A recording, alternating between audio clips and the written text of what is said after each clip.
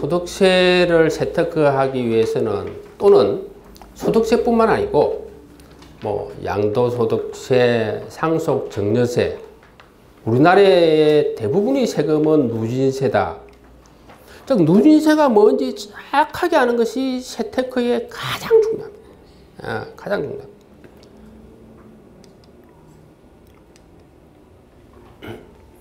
자, 그래서 이 가세표준의 세율을 곱하기 산출세기라고 했죠. 근데 문제는 이 세율이 자 비례세가 있고 누진세가 있습니다. 비례세로 할 수도 있고 누진세로 할 수 있다는 거죠. 여러분들이 이 누진세는 역사적으로 오래되지 않았습니다. 2차 대전 이후에 전 세계적으로 확산됐죠. 정치적인 겁니다.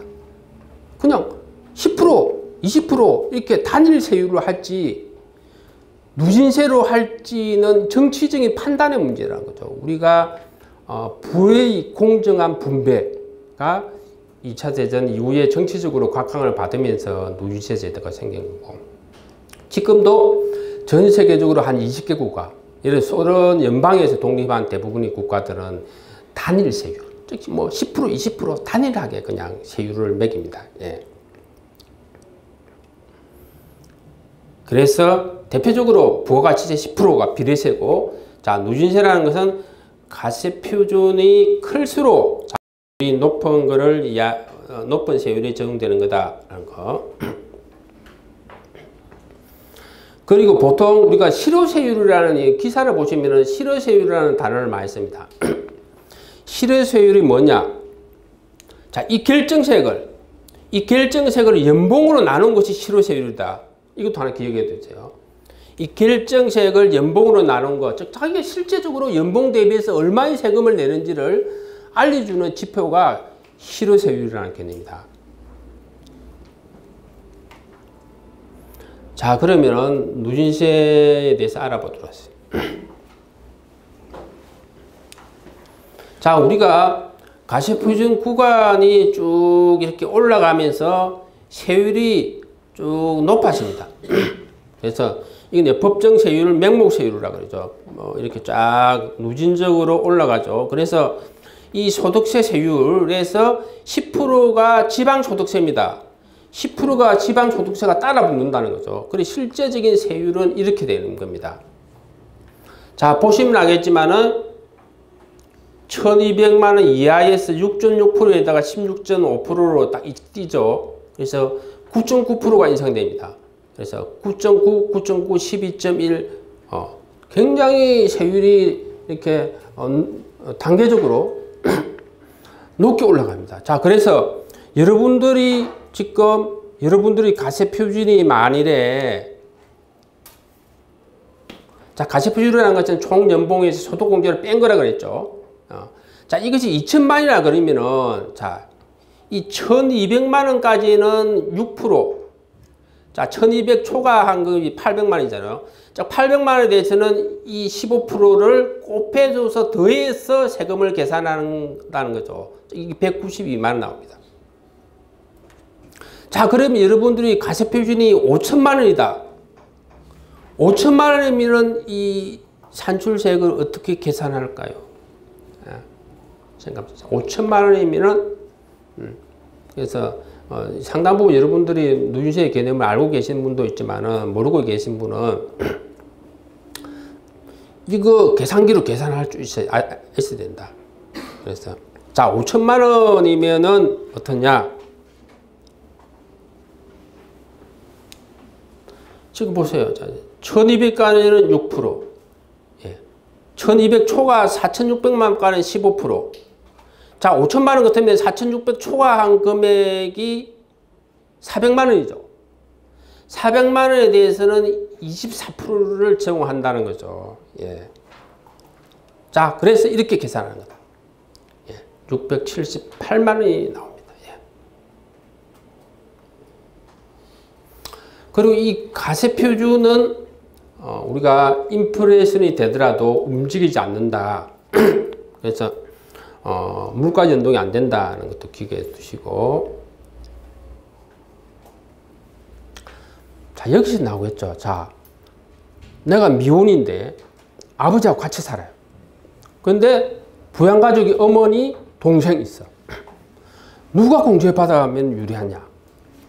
이 판단할 때 핵심적으로 중요한 부분이, 자, 가시표준 아버지 연봉이, 그러니까 개인적으로 연봉이 어느 정도냐? 그 가장 정확한 표현은 아버지 가시표준이 어디 구간에 있는지를 아는 거죠.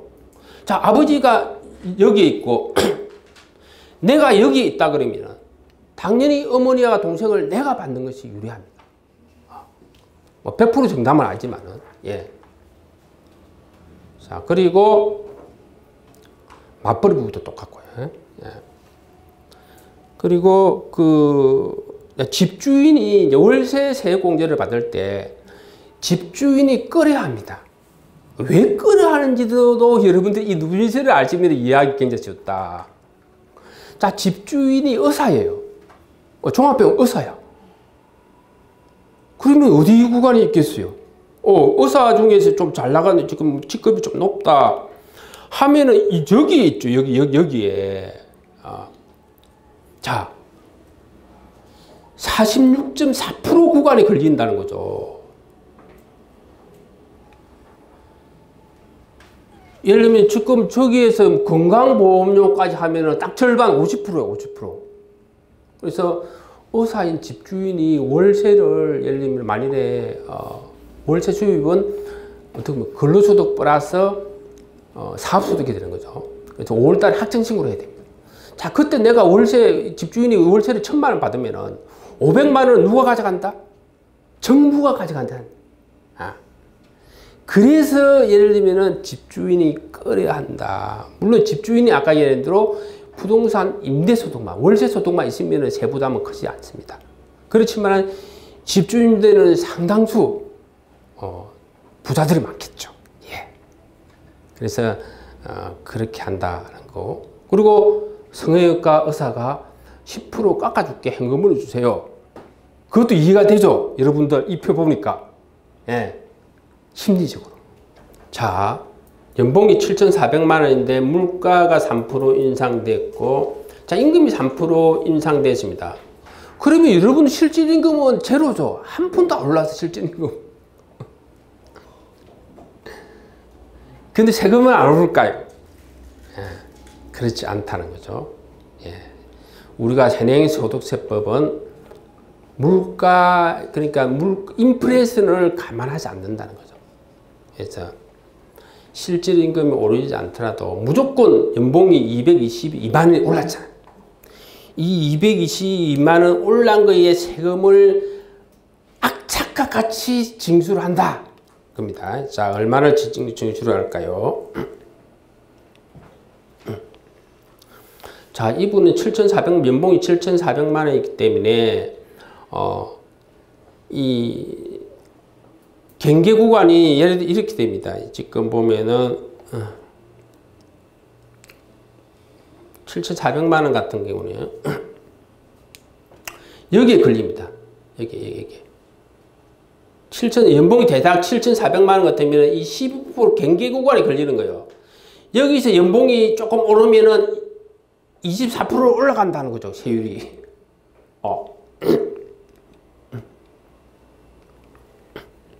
그걸 이야기한다는 거죠. 그래서 이 222만 원 봉급이 올랐는데 여기에 대해서 26.4%의 소득세가 증가되고 이게 58,000원, 건강보험료 3.3%, 73,000원, 고용보험료 0.5%, 14,000원, 실제 합계 14만 6천원을 국가가 징수한다. 내 실질임금은 전혀 안 올랐는데 여러분들이 봉급이 올랐는데 호주머니가 비어있는 이유를 이해하겠죠. 그래서 자, 그러면은 여러분들의 봉급이 한 푼도 안 올랐어. 자, 3년째 임금이 지금 동결되고 있어요. 그래서 굉장히 많죠. 그러면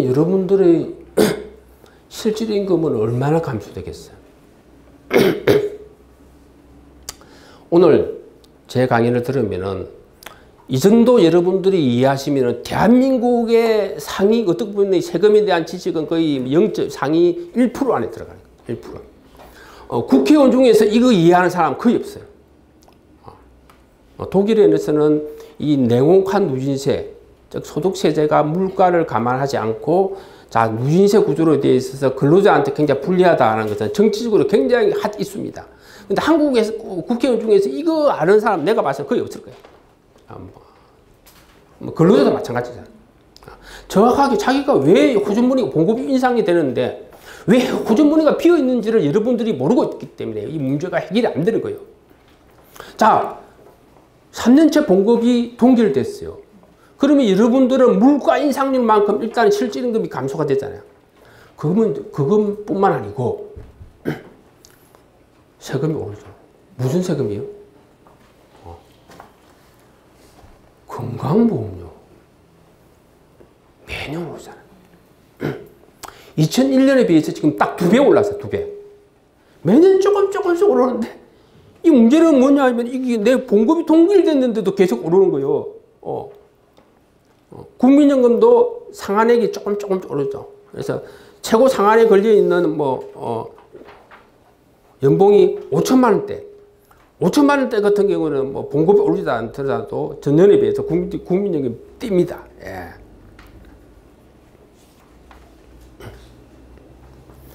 그래서 사실 저희가 이제 저희 납세연맹에 연봉 탐색기 이용해 보신 분 손 들어보세요. 우리 납세연맹에 연봉 탐색기 이용했을 분 손 한번 들어보세요. 여러분들이 꼭 이용해야 될 이유가 겁니다. 거기에 이것을 들어가 있습니다. 여러분들이 알아야 어떻게 보면 사기를 안다는 거예요. 알아야 문제가 해결되는 거죠. 대한민국에서 근로소득세의 이 문제, 냉혹한 누진세 효과에 대해서 알고 있는 국민들이 제가 봐서는 진짜로 없습니다. 그렇기 때문에 해결 안 되는 거예요. 여러분들이 배 빠지게 일해도 부자가 될 수 없는 이유가 바로 이것 때문에 그렇습니다. 예. 자, 이거는 우리 납세연맹 연봉 탐색기를 이용해서 제가 계산한 겁니다. 자, 연봉이 100만 원 인상되면은 국가가 얼마나 징수하고 내 호주머니에 얼마나 들어오는지를 계산한 거죠. 여기는 연봉 5천만 원을 입력한 겁니다. 연봉 5천만 원을 입력했을 때 실제적으로 한 25%는 국가가 가져가고 나머지 75%는 내 호주머니에 들어온다는 겁니다. 예. 그래서 구체적으로 보면은 소득세가 16.5%, 예. 그리고 국민연금 4.5%, 예. 건강보험 3%, 고용보험에서 한 25% 정도 나오죠. 그래서 예를 들면 국민연금 같은 경우는 최고 우리가 상한에 걸리는 것이 한 연봉 지금 한 5천 한 중반 정도 되죠. 예. 그 이상 되면 예를 들면 연봉 6천만 원에서 연봉이 올라가면은 국민연금은 변동이 없습니다. 최고 상한에 걸리기 때문에. 예. 그래서 여기서 제일 중요한 개념이 또 나오죠. 경제학에서 자, 한계세율, 한계소득세율이라는 개념이 소득이 1원 증가할 때 소득세가 얼마나 증가하는지 알려주는 어떤 개념이다는 거죠. 그래서 한계세율이라는 게 그렇죠. 아까 있는 누진세에서 여러분들이 어떤 최고로 걸리는 그 구간을 이야기하는 거예요. 한계소득세. 예. 그래서 여러분들이 지금 최종적으로 여러분들의 한계세율이 몇 프로인지 그리고 언제 한 단계 뛸지를 우리가 아는 것이 굉장히 중요하고 그것을 우리 납세연맹 연봉 탐색기에 지금 탑재되어 있습니다. 예. 그래서 여러분들이 봉급이 오른다고 소비를 많이 늘리면 안 된다는 거죠. 예. 실제 이게 여러분들이 25%가 국가가 가져간다는 것은 우리나라에서 이게 결코 적은 것이 아니다는 거죠. 자, 그래서 이 연봉별로 우리가 실효세율을 쭉 구해낸 겁니다. 통계적으로. 그래서 근로소득세는 이렇게 쫙 비율이 올라가죠. 연봉 대비 실효세율이. 이게 누진세죠. 예. 그래서 연봉 한 6억 정도 받으면 이 30%, 자기 소득의 한 30%를 국가가 가져가는데, 예. 이거는 스웨덴에서는, 이 중간에 있는 분들도 다 30% 냅니다. 이 실효세율이 한 30% 돼요. 자, 국민연금은 다 4.5%, 본인 부담은 4.5%에서 자, 최고 구간이 딱 올라가면 쭉 연봉 대비 퍼센트가 낮아지죠. 이런 거를 역진세라고. 역진세. 야, 소득이 높을수록 세금을 적게 내는 구조가 역진세다. 그래서 국민연금은 매우 역진적인 제도다. 즉, 소득 불평등들을 굉장히 악화시키는 제도다. 라고 이야기할 수 있습니다. 예. 자, 건강보험료는 똑같잖아요. 연봉에 관계없이 똑같습니다.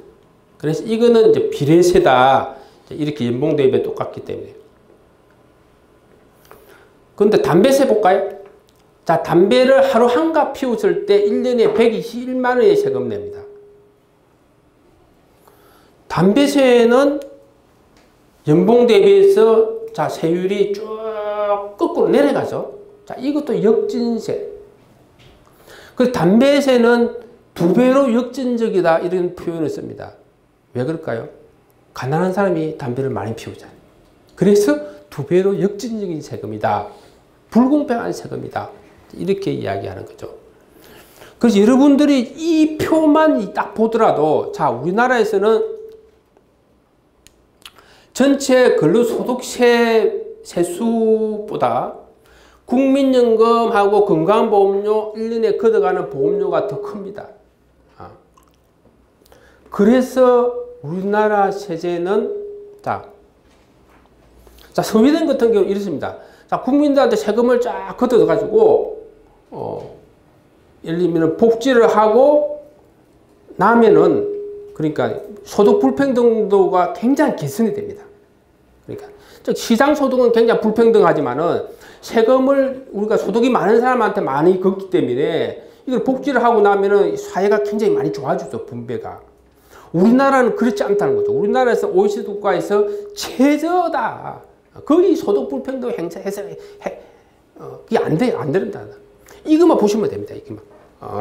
이것만 보셔도 어떤 분은 어떤 국회의원이 이제 그런 입법을 발의했잖아요. 자, 근로소득세가에 세금 한 푼도 절반이 근로소득자가 뭐 세금 한 푼도 안 된다. 여러분들 기사 많이 들어봤죠. 근데 현재 뭐 2017년 기준으로는 42%가 근로소득세를 한 푼도 안 냅니다. 예. 자, 그렇지만 이 사람들이 뭐 연봉이 1,000만 원인 사람이 근로소득세는 한 푼도 안 내지만 이 사람들이 세금을 지금 안 내고 있어요. 국민연금 세금 아니고 뭐 건강보험료 세금 아니고 뭐 담배세는 세금이 아닙니까? 굉장히 그 논리가 굉장히 비논리적인 거다라는 것을 이 표에 대해서 여러분들이 아는 것도 굉장히 중요합니다. 그래서 궁극적으로 우리나라는 보세요. 자, 연봉 1,000만 원인 사람이 이 두 개 합치면 거의 8%잖아요. 국민연금 8% 정도인데. 자, 이 근로소득세를 8% 정도 내려면 연봉이 한 9천만 원 정도 돼야 돼요. 그러니까 연봉 1,000만 원 사람이 국민연금과 건강보험료 내는 비율이 근로소득자 연봉 거의 뭐 8,500이 내는 근로소득세 실효세율만큼 지금 세금을 내고 있는 건데 뭐 국회의원이 멍청하게 그것도 몰라가지고 한 달에 뭐 만 원씩 내는 입법을 발의를 지금 하고 있습니다. 예. 그래서 우리가 이 사회가 조금 더 좋은 사회, 빈부격차가 적고 좋은 사회가 되기 위해서는 근본적으로 우리가 선행되어야 될 것이 국민의 세금에 관한 지식이 올라가야 된다. 여러분이 진짜 오늘 잘 오신 거예요. 여러분처럼 이 정도로 교육받고 알면은 이 문제가 해결되는 거예요. 근데 우리나라 전체적인 국민, 국회의원 포함해서 세금에 대해서 한 번도 공부해 본 적이 없어, 학교에서. 박사학위 받아나. 지금 내가 이야기하는 이런 개념이 안 잡혀있어, 개념이. 그럼 멍청한 국회의원의 사람이 이런 것도 제대로 되고 세금이 뭔지도 국민이 세금을 어떻게 내는지도 모르고 그런 입법을 발의하는 거잖아요.